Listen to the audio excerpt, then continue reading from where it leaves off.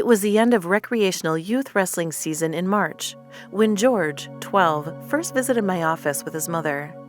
He was disappointed that he gave up on the mat and did not qualify for the state championship.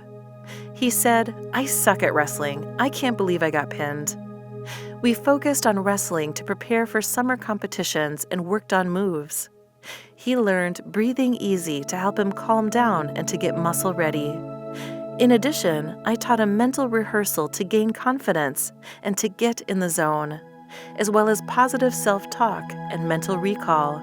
However, since George had other priorities, such as playing baseball and getting on the honor roll by improving his science grades, we worked on these skill sets as well. George was already on a baseball team. He wanted to try out for third base, but he did not have the confidence in himself. We worked on mentally rehearsing this position, on what his role would be, and how he had to react to impress the coach. On the next visit, he was happy to announce that he reached his goal of becoming a third baseman.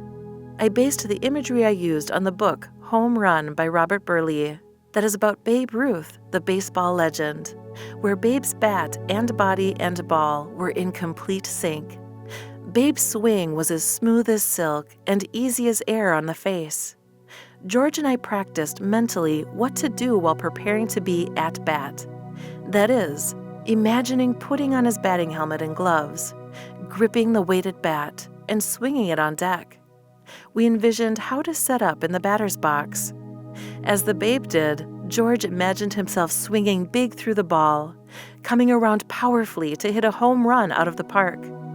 I gave George a CD recording for the road after the last of 9 one-hour sessions. How George showed resiliency was awesome, as per his mother's account through personal communication. George was not hitting well in the beginning of the season. As he struggled, he was really down in the dumps, felt nervous, and was sure he would strike out.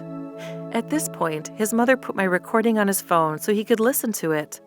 From then on, he hit multiple home runs. The coach said he never saw him so confident at bat.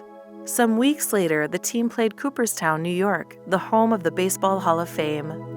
George had looked forward to this moment for 2 years. The team played 6 games in their pool, but lost 5 of them.